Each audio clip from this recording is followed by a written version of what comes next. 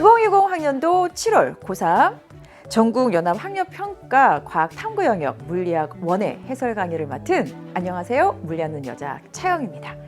자, 요즘 사회적으로 코로나19 때문에 조금은 어수선하고 그리고 약간은 불안정한 느낌이 없지 않아 있는데 그럼에도 불구하고 우리 친구들 처음에는 조금은 동요하기도 하고 했는데 시간이 흐를수록 차분하고 침착하게 자기가 해야 할 일, 자기가 가야 할 곳 찾아서 가는 거 보면 아, 확실히 대한민국 우리 청소년 여러분들 저력 있구나 하는 생각 들어서 한편으로는 이러한 상황에서도 공부를 해야 되는 그런 모습의 안쓰러움을 느끼지만 또 한편으로는 굉장히 뿌듯하고 대견함을 느끼게 됩니다. 자, 여러분들 오늘 7월 학력평가를 치르셨는데 일단 전체적인 난이도의 느낌은 어떠신지 모르겠어요. 근데 개인적으로 이제 선생님 같은 경우에는 6월 모평하고 비교해 봤을 경우에 뚜렷한 차이점은 7월 학평에서는 킬러 문제가 그렇게 킬링하진 않았던 것 같아요.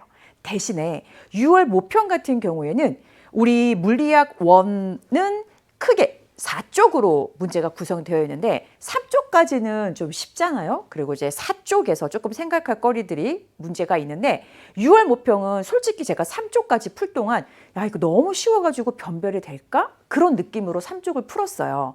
그런데 우리가 오늘 시험 본 7월 학평은 3쪽까지 쉬운 문제도 있지만 그럼에도 불구하고 우리가 생각하지 않으면 문제의 답을 정확하게 찾을 수 없는 사고력을 요구하는 문제도 좀 있었어요. 그래서 오히려 3쪽까지의 문제는 6월 모평보다는 조금은 어려운 느낌이 들었겠다. 이런 생각을 하게 되고 하지만 4쪽의 문항을 비교해 보면 6월 모평보다는 조금 더 평이하지 않았나 그런 생각이 듭니다. 자, 여러분들은 어떻게 보셨는지 모르겠고요. 7월은 모평이 아니고 하평이죠. 차이점 알고 계시죠? 모평은 정말 대수능을 출제하는 평가원에서 수능을 준비하는 입장으로 출제를 낸 거고 우리 이 7월은 교육청 단위에서 출제를 한 거기 때문에 이 7월 학평의 이 결과나 이런 것들이 대수능하고 직접적인 연결이 그렇게까지 크지는 않을 거다. 그러면 7월 학평의 의미는 뭐냐? 여러분들이 어쨌거나 이제 1학기가 마무리가 된 상태잖아요. 그때 1학기, 한 학기 동안에 여러분들의 위치를 파악하는 것 정도로 가이드라인을 삼는 것 정도로 7월 학평의 의미를 두셨으면 좋겠어요. 자, 우리 7월 학평을 선생님이 조금 이제 분석을 해보려고 대단원별 그리고 중단원별 문항 번호와 문항 수를 한번 제가 정리를 해봤어요. 그랬더니 우리 물리학 원은 크게 대단원 3단원으로 구성되어 있는데 그중에서 대단원 1단원 역학과 에너지 여기서 이제 킬러 문제가 출제되는 경향이 굉장히 많죠. 문항 수를 비교해 보면 무려 9문항이 대단원 1단원에서 출제가 됐어요. 총 20문항 중에서 9문항이면 거의 50%의 비율을 차지하고 있다는 걸 알 수 있어요. 기본적인 문제에서부터 중간 정도의 난이도 그리고 고난도까지 골고루 문항이 분포되어 있습니다. 자, 대단원하고 대단원 3단원은 6문항, 5문항 정도로 비슷하게 출제가 되었고요. 자, 이렇게 해서 여러분들이 가장 어려워하는 부분 중에 하나가 역학일 텐데 그 킬러 문제 때문에 킬러 문제를 제외하고도 굉장히 많은 문항을 차지하고 있다는 거 절대로 대단원 1단원은 포기하시면 안 된다는 거 유의하시고요. 자, 이번에는 유형별로 출제 비율을 한번 살펴볼 텐데 선생님이 크게 3가지로 유형을 분류했어요. 그래서 하나는 단순 지식형, 우리 머릿속에 기억하고 있는 것들로 빨리빨리 답을 찾을 수 있는 거. 그리고 정성적 개념형은 공식을 이용을 하되 구체적인 숫자를 집어넣어서 계산을 하는 것은 아니지만 공식을 이용하거나 그리고 서로 다른 2가지 개념이 연합되어 있거나 하는 것들은 제가 정성적 개념형 문제로 분류를 했습니다. 그리고 마지막 여러분들이 어려워하는 부분이죠. 주어져 있는 수치를 대입해서 우리가 정확하게 답을 숫자로 찾아내는 정량적 계산형 문제가 있어요. 자, 단순 지식형 문항이 무려 5문항이나 됩니다. 그러니까 이거 뭐예요? 여러분들이 공부했으면, 기억하고 있으면 다 맞출 수 있는 문항. 자, 정성적 개념형 문항 중에서도 특히 9번하고 14번 문항. 9번은 이제 전류에 의한 자기장의 합성, 그리고 14번 문항은 굴절이었거든요. 빛의 굴절. 그래서 우리가 공식이 존재하고 있는 거죠. 그렇지만 공식을 가지고 계산을 하진 않았지만 공식을 통해서 우리가 답을 찾아낼 수 있는 사고력을 요구하는 문항이 9번과 14번이었습니다. 그러니까 이 개념적인 것을 묻더라도 쉬운 문항도 있지만 생각해야만 되는 3점 배점의 난이도가 있는 문제도 출제가 될 수 있다는 거 유념하시고, 정량적 계산 문제는 계산을 하고 있지만 또 쉬운 계산도 있거든요. 쉬운 계산도 있고 대표적으로 우리 열기관의 열 효율 계산하는 문제도 나왔었죠. 그렇지만 9번과 그리고 19번처럼 우리가 연합되어 있는 개념, 그러니까 2가지 이상의 개념을 하나 연합해 놓고 그리고 우리가 정확하게 주어져 있는 수치로 답을 찾아야 하는 고난도 문제도 출제가 되었습니다. 자, 이렇게 해서 여러분들이 기억하고 있어야 되겠다. 단순 지식형. 그리고 또 공식에 숫자를 넣어서 정확하게 계산하는 능력도 필요하지만 공식을 갖고 개념적으로 빨리 문제를 풀이하는 요령도 여러분들이 갖고 있어야 시간을 조금 우리가 아껴 쓸 수 있겠죠. 자, 그리고 또 하나는 이렇게도 문제를 나눌 수가 있어요. 물리학 지식에 대한 걸 묻는 문제.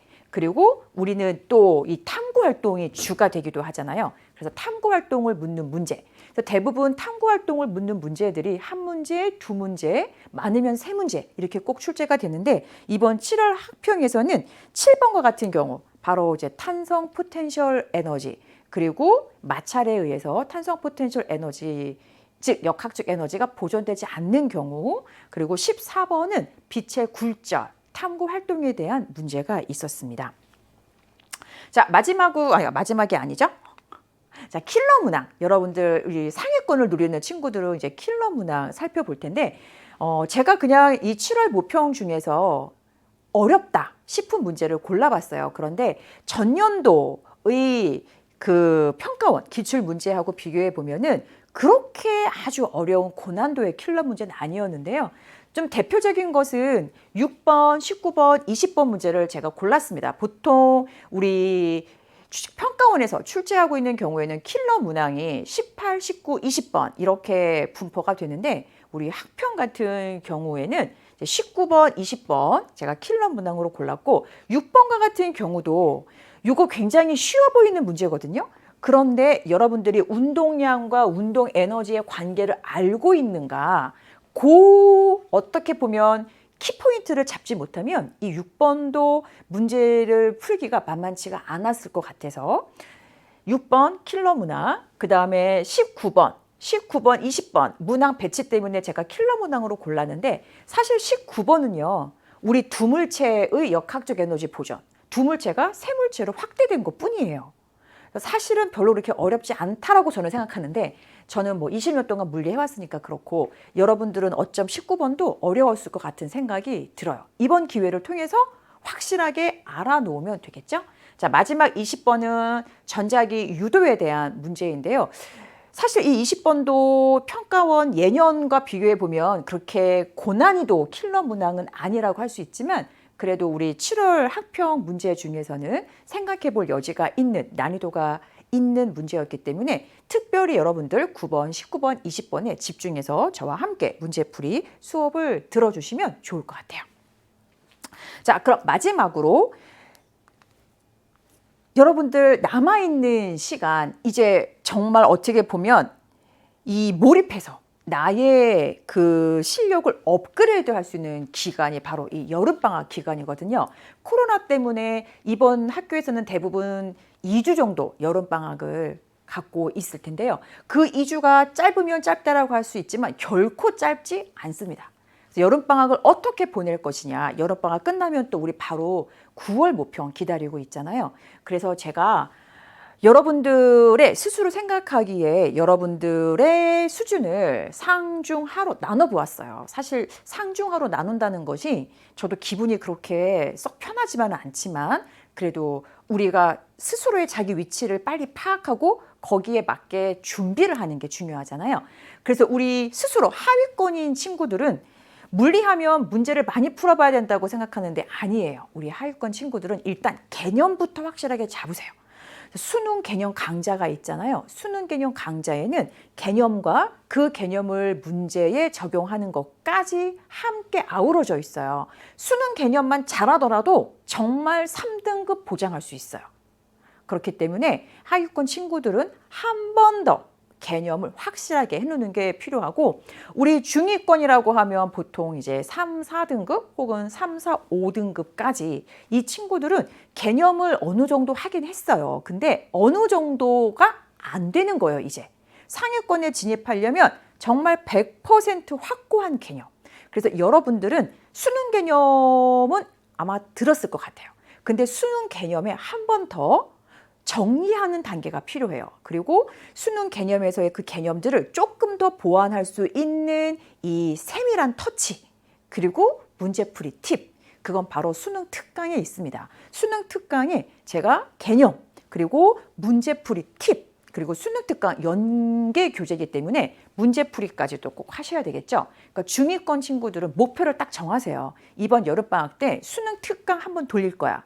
그리고 연계 교재 수특, 수완, 거기다가 여러분들 이제 여력이 된다면 평가원 기출문제까지. 근데 이거 다 하려면 너무 힘들고 엄두가 안 난다. 그러면 연계 교재까지를 여름방학으로 잡고 기출문제는 여름방학 이후에 그때부터 이제 기출을 돌려야 되겠다라고 마음먹으면 될 것 같고요. 상위권 친구들은 사실 제가 뭐라고 말할 게 없어요. 너무 잘하고 있으니까. 자, 상위권 친구들은 이제 개념도 확실하게 될 거고 그리고 또 전형적인 대표 문제 유형도 연습했을 거고 그렇기 때문에 이 친구들은 조금 연계 교재 그리고 기출문제 더하기 다양한 문제 경험하면 좋을 것 같아요. 그래서 EBS 같은 경우에는 파이널이 준비되어 있잖아요. 그래서 조금은 참신한 문제들 다루는 시간 가지면 좋을 것 같습니다.